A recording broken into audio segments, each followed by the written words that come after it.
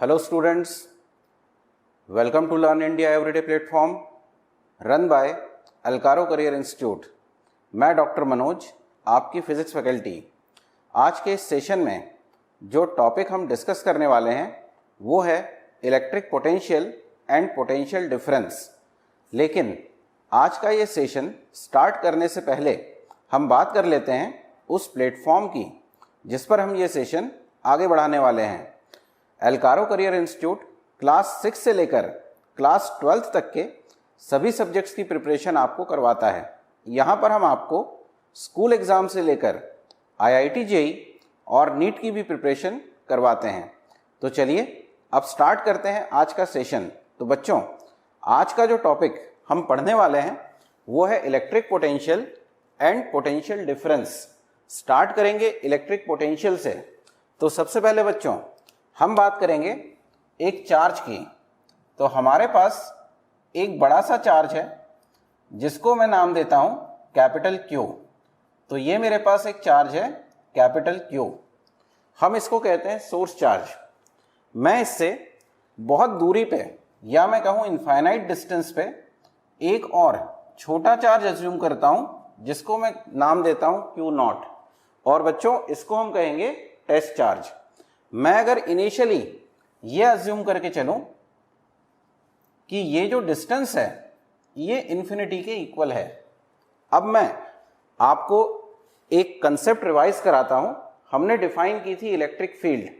तो हमने ये कहा था किसी सोर्स चार्ज के सराउंडिंग का वो एरिया जिस एरिया के अंदर वो किसी दूसरे चार्ज के ऊपर फोर्स अप्लाई कर सकता है, उस सराउंडिंग एरिया को हम कहते हैं उसकी इलेक्ट्रिक फील्ड।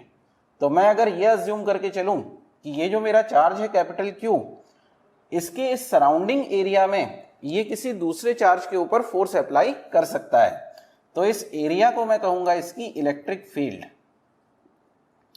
अब जैसा कि बच्चों हम मान के चले हैं कि हमारा जो चार्ज है ये इनिशियली इनफाइनाइट डिस्टेंस के ऊपर रखा हुआ है। मैं इस चार्ज को यहां से आगे बढ़ाना स्टार्ट करता हूं।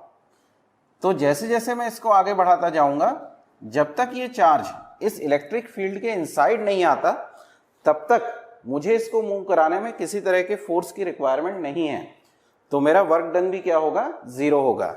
मैं अब अगर ये अज्यूम कर लेता हूं कि इस इलेक्ट्रिक फील्ड के इनसाइड कोई एक पॉइंट है कैपिटल A और मैं इस Q0 चार्ज को इस A पॉइंट के ऊपर उठा के और रखना चाह रहा हूं, तो जैसे ही मैं इस इलेक्ट्रिक फील्ड के इनसाइड आऊंगा और इस चार्ज Q0 को इस पॉइंट A के ऊपर रखूंगा, ये सोर्स चार्ज कैपिटल Q इस पे एक रिपल्शन फोर्स अप्लाई करेगा।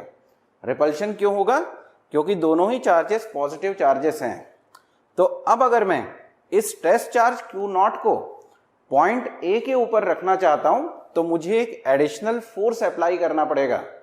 और अगर मैं फोर्स अप्लाई कर रहा हूं तो मुझे इस Q0 चार्ज को इन्फिनिटी से उठाकर और पॉइंट A के ऊपर रखने के लिए एक अमाउंट ऑफ वर्क भी परफॉर्म करना पड़ेगा। मैं यह अज्यूम कर लेता हूं कि जो अमाउंट ऑफ वर्क मैंने परफॉर्म किया वो है WA। अब अगर मैं सिंपल से इस WA को डिवाइड कर देता हूं टेस्ट चार्ज की वैल्यू से, तो मुझे मिला वर्क डन पर यूनिट टेस्ट चार्ज। ये जो बच्चों वर्क डन पर यूनिट टेस्ट चार्ज होता है, इसी को हम पॉइंट A के ऊपर इलेक्ट्रिक पोटेंशियल से डिफाइन करते हैं। तो मैं यहां इलेक्ट्रिक पोटेंशियल को डिफाइन करता हूं VA से, पोटेंशियल एट पॉइंट A। तो इलेक्ट्रिक पोटेंशियल को बच्चों हमने डिफाइन किया वर्क डन पर यूनिट चार्ज, वर्क डन पर यूनिट चार्ज। मैं यहां से इसकी SI यूनिट को भी डिफाइन कर सकता हूं। वर्क डन की यूनिट होती है जूल और चार्ज की यूनिट होती है कूलम। तो हमारे पास इलेक्ट्रिक पोटेंशियल की SI यूनिट आई जूल पर कूलम। और बच्चों इस जूल पर कूलम को ही हम कहते हैं वोल्ट। तो पॉइंट A के ऊपर जो कि इस कैपिटल Q चार्ज की इलेक्ट्रिक फील्ड का एक पॉइंट है, उस पे हमने डिफाइन किया इलेक्ट्रिक पोटेंशियल को। अब अपन बात करते हैं पोटेंशियल डिफरेंस की। मैं यहां पे एक और पॉइंट अज्यूम करता हूं, पॉइंट B। आप देख सकते हैं ये पॉइंट B ए के कंपैरिजन में सोर्स चार्ज के ज़्यादा पास है। ज़्यादा पास है इसका मतलब इस पॉइंट बी के ऊपर अगर इस टेस्ट चार्ज को उठा के और मुझे रखना है तो ज़्यादा अमाउंट ऑफ वर्क परफॉर्म करना पड़ेगा। तो मैं अगर सिमिलर वे से इस Q0 चार्ज को उठा के और पॉइंट बी के ऊपर प्लेस करता हूं और ये अज्यूम कर लेता हूं कि जो वर्क परफॉर्म हुआ वो WB के इक्वल है, तो मैं यहां लिख सकता हूं according to formula of electric potential, तो electric potential at point B is equal to work done WB upon test charge.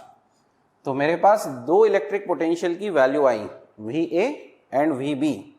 मैं अगर आपसे कहूं कि अब मुझे A और B के बीच का पोटेंशियल डिफरेंस कैलकुलेट करना है, तो मैं यहां क्या करूंगा, इस VB में से VA की वैल्यू को माइनस कर दूंगा, तो मुझे इन दोनों पॉइंट के बीच का पोटेंशियल डिफरेंस मिलेगा। मैं यहां वैल्यू पुट करता हूं, तो मैं लिखूंगा WB upon Q0 minus WA upon Q0। कौन सी वैल्यू मैं यहां से कॉमन निकाल सकता हूं, Q0 की वैल्यू हम यहां से कॉमन निकाल सकते हैं।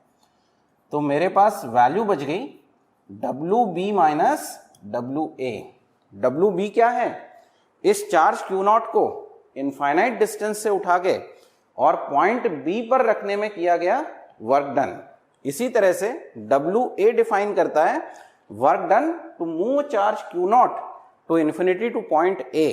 इसका मतलब है मैं अगर WB में से WA को घटा देता हूं तो मुझे अमाउंट ऑफ वर्क डन मिलेगा to move a charge from point A to point B, और मैं इसको डिफाइन करता हूं WAB से। तो WAB डिवाइडेड बाय Q0 और इस VBA को मैं लिखूंगा VBA।